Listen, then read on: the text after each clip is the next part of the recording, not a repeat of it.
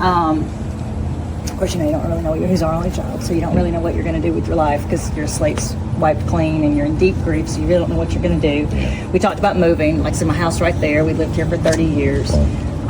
But we decided instead to clear the area where he took his life and make a memorial like you would on roadside cross. And so we went and got, it was during COVID, during the pandemic in 2020, we went and got 7 little pygmy goats from this dump of a farm. But we got those 7 little goats and brought them back here, and I started taking care of them, and he helped me during the pandemic. My job phased out. I was in sales for 30 years, and that no longer needed me in sales when COVID hit because nobody was selling. But I was home all the time, started taking care of them, and I began to do some genuine healing. I had done some work with the American Foundation for Suicide Prevention, and it was not healthy for me. The fundraising and the walks and the speeches and that sort of thing was not something that I came back from feeling like I had made a difference, and it would take me out emotionally and physically. So we got these 7 little goats, started taking care of them, and I began to do some genuine healing, and this is where my faith began to be restored. And I had always reached out to other grieving moms because it was so hard. This is almost 10 years ago now, but it was so hard to find good support. Social media and internet keeps you pulled down, they keep you in that it can be feeling toxic. terrible state. And so to uplift and to show other mothers that they were not alone, I tried to reach out to them as best I could. And the 7 little goats led to a llama in Oklahoma that the woman was downsizing because she had just lost her husband, and her farm is called Healing Springs Farm. Oh my gosh. And she had this llama named Justine, and it's all the things that, I thought, well, we can't afford her. She, we had no business getting a llama. We had no business with goats because we didn't know what we were doing. Definitely not a llama. But Justine came here, and they have to come with another one because they can't be, they're herd animals. They can't be alone. And then we didn't know she was pregnant. Oh my gosh. And she delivered her cria, is what they're called. Right there with that, you can see it from here, but there's a 30-foot cross right on the other side of this. And she delivered her cria on International Bereaved Mother's Day, which is always the Sunday before Mother's Day. And that's kind of when we stopped in our tracks and said, there's something much bigger than us at work here. And I don't know what it is, but we'll fall forward and just have faith that we're supposed to be doing something with this. So I never went back to my job. We've continued to add animals and add buildings, and just opened our gates to other people who need the same kind of healing that it offered me. And so we opened our gates to the public in 2022 because the more animals we got, the more feed we needed, and the more money it took. And so we started doing birthday parties and things along those lines to kind of offset some of the cost. And we've been full speed ahead ever since. My gosh, that's incredible. How cool. It's really been amazing. And I've done genuine healing. I've done really genuine healing in the past several years with this, and we've got a monthly support group for other grieving moms now, and we hold it here a lot. We hold it at local restaurants. We have a group of an average of about 10 moms that come every month, and just talk about navigating grief. Profound life transitional grief. We do comfort sessions with people that are going through life's transitional changes or losses. For example, your diagnosis, that was such a difficult time for you and your family, I'm sure, to figure out how to navigate that and how to hold on to your faith and how to, figure out what move to do next. And emotionally, it's draining and exhausting. And so those comfort sessions are designed for people who are facing those kind of transitional life changes, that they can come, and their animal of choice, and just come and spend time with them. Just, come hang out, clean up if you want to. Shoveling poop for me was very therapeutic, but it's not for everybody, but for me it was. It was down, it was dirty, it was, me and God out here and a lot of cleanup, so it worked for me. But these comfort sessions that we offer it's amazing to watch them. The first one that I did was for a woman who had been diagnosed with terminal cancer, and she wanted to have an encounter or comfort session with a baby goat. And her husband and her grown daughters came with them, and they sat in a little stall down there for 2 hours and let baby goats just crawl all over her. And it's one of the most beautiful, moving things that I've ever seen. And all I had to do was open the gates, just let her come in and do that. And she died not too long after that. And so I realized then there's power in these animals. There's really just life-changing power in what they can offer and how they are not judgmental, and they're here, and they absorb so many of our big feelings. And so that's what our comfort sessions do for them. And so it's been amazing. That is amazing. Not anything I could have ever dreamed of. You didn't have this planned. No, I did not. These God's creatures, like you said, they just kind of absorb and heal. That's amazing. Yeah, I mean, it's such a redemptive thing that you had this terrible experience that kind of brought you to this place where everything stopped and you started over. Yeah. Started something completely new that you never would have thought of. Right, and that's what I tell people all the time. I say, from profound loss, there's something beautiful inside of every mother, every father that's lost a child. You don't have a clue what it is. Yeah. But you've got to trust and lean into it. And the only thing that my husband and I knew was that in order for us to be able to have any type of healing ourselves, we had to help others that were on this path. Because it's such a dark path. It's and it never gets easier. You live with it every day. But this has been able to provide that joy alongside that deep grief. And so I think that's really kind of the profound message of the farm is to that train track of life. You know, you've got true, genuine joy, not happiness on the surface, but true, genuine joy with what these animals offer. And then you have that other side of grief, but they're going to be side by side. And you can live with both. That's how it's a healing place, I guess, because you can empathize with people that are That there. walking that way. Yeah. Gosh. Yeah. I mean, They normally will not get up. Yeah, they're so hot right now, aren't they? Hey there. Hi. Cute.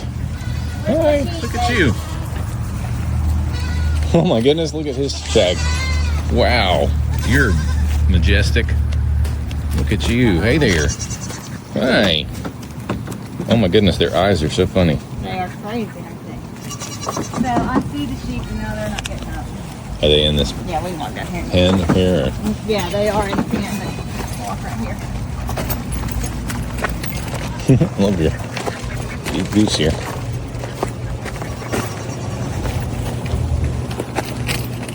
How many acres do you have here? About 25, 30 Awesome. or so. So cool. Have you always had this property in your family? I live right here in front of it. We didn't have all of it. Watch your step through here. Hey. But after we lost our son, we bought the remaining parcels that were behind us here. So there they are. That's Oh one yeah, right my goodness, there. their coat's already grown a good bit, hasn't Yes, it? it has. Yeah, it grows fast. See, Shadow, and you've got another one there. Yeah, we've got two Velaeus black nose. And then the two Black nose. baby does. Baby dolls, I mean. Okay. Yeah, we got them from Rafter in Gurley, Alabama, about 2 years ago. And I was talking to her about getting some more. Maybe we will one day. Hey, buddy, we got land, or access to land there. We're thinking maybe eventually we'll get to move out to Mumford. That'd be great. To do that. Nice community too. Yeah, that wedding chapel's out there, and there's actually an old homestead it's a lot like our old farmhouse, but a whole lot nicer. It's got the same doorknobs and doors and everything. It's an 1850s Sears Roebuck home. It's 2 stories. They have photos out there. It's like beautiful big front porch. Hey there. Yeah, it's crazy to think you should order your house from a Sears and Roebuck catalog. Yeah, that's the way they used to do it, I guess. Footsteps. So Chappie, was he ever found, or just never figured out? wasn't. Gosh, I'm so sorry. It broke our hearts. Yeah. Goodness. Oh, so cute. These pygmies, A Nigerian dwarf. Nigerian dwarfs. I feel like that was the kind that we had talked about doing He one will day. bite you. He Oh. won't bite. He'll nibble. He'll nibble. He thinks you have something to eat. This is it. Yeah. Sorry. That's kind of mean, isn't it? Yeah, you do lock down there, don't you? Oh, you're cute. What's his name again, Chappie? No, he is Jeff. Jeff. Jeffrey. Jeffrey. Have you seen these Jimothy memes? The raccoon that's got a short spine. I've seen it when I was scrolling. I saw him, but I haven't stopped to read it or watch it. He's all over the internet right now. There's some funny videos. He's so cute. He's got like these long legs. It's like a frog or something. He's just, Baby, he was born May 4th. He's laying next to his mama. he's so cute. He is really cute. So you breed them here? Yes, we had a stud come over from Georgia. My mentor has a llama farm in Georgia, and she does my shearing, and she brought a stud with her. Nice. Their gestation period is 11 to 12 months. Oh wow. So We actually bred 4 that day, and she's the only one that took. So. Well, that's sweet. You had a baby. I bet that's great for social media too. Yeah, he's been a real sweetheart, and Yeah. we There's one that's got a fresh haircut. we have a couple of juvenile males over in the other pasture. So So do you get surrenders very often? I get a lot of calls for surrenders. We've got several rescues in here. We're part of the Southeastern Llama Rescue Organization. Yeah. So we foster llamas and alpacas sometimes, and when they come from the sale, and we'll foster them until they can find a new home for them. So we're kind of a in-between spot for them there. Yeah. And then some of them I've just kept. Some of the older ones I've got over here in the back on the left. You can tell she's really been through it, but she's a rescue. We've got another one right here that just spit. And then this one coming towards us, she's not a rescue. She's an alpaca. Hi, Juno. And Juno has abdominal cancer, so she looks really puny and bony. Oh, bless. But they didn't give her very long to live, over 3 years ago. Oh my goodness. And So they she's sent a her home fighter. basically to just live her best life until. Hey there. Hi. Wow, you were tall. Oh my gosh. Hey there. She's still with us. You're looking me still down. Hanging in. Hi. That's Bella. Please don't spit on me, Bella Bella. might spit on you. Just a possibility. She's kind of temperamental. You never know for sure. Well, she's definitely personable. She's one of Okay. our PR llamas. So she goes out a lot to events and nursing homes and schools with us. Yes, she do. So you think she might be the one that comes to the bridal show? She might be. Yeah. Holly is the white one right here. Oh, yeah, I she's the recognize one her. you see that I take everywhere. Yeah, she's. And she's typically our bride. Bella's not a very good bride because she's just not as mature as Holly. And so she has a harder time being still and posing for pictures. So she would be a better groom. That's funny. Yeah. Yeah, she looks like the diva of the bunch. Yeah. She's pretty. I know Jonah. Great though. Awesome. Well, you've got how many here? Like I 10? have 25 altogether. Oh my goodness, yeah. Males and llamas and alpacas, males and females. So they all spend time in this pen? This is their pasture here where you see the elephant and Okay. all that. They have this shady area, and then they have their hay there, and they have access to this whole area. You got one coming over here from the left where she was laying under a shade tree. And then behind this is another full pasture with a pond and a silo. And then I have a couple more pastures over here in the far right that have, it would be easy to get dependent on. Oh, for sure. I love the haircut here on like a poodle. That's Finnegan. And again. He's an alpaca, and this is Domino. He's a llama. Okay, so they're happy to be roommates, huh? Yeah, they're all camelids, so they're all part of the same species. They're related to camels. Okay. Llamas and alpacas are all the same. Oh. I always get them. I'm sure everybody gets them confused, or a lot of people do. Hey there. Do they spit? They do spit, but typically they'll spit at each other primarily over food. So if you had food, Finnegan would spit at Domino probably to get him to run off so he could get all the food for himself. I don't have many that will just walk up and spit on you for no reason. Yeah. Do you have them all sheared at the same time with the sheep and everything? We shear them annually every April. Well, yeah, that's good. That's good to get ahead of it. I learned to shear last year. It was my first time, and it was a wrestling match. You don't want me to take a video of you? Come here. What's her name? She doesn't have a name yet. Okay. We're taking suggestions on social media. Oh, that's a great idea. Hey, you're so cute. So where did she? She was surrendered, right, She from that was family. surrendered from the family in Scottsboro. She just climb right down. I see what you mean, kind of like a cat and a Like a cat, a puppy, and a raccoon. yeah. But she seems happy. And so the name is TBD. Yes. Yeah. That's cool. So you got a nice space here. Who'd you have in here before?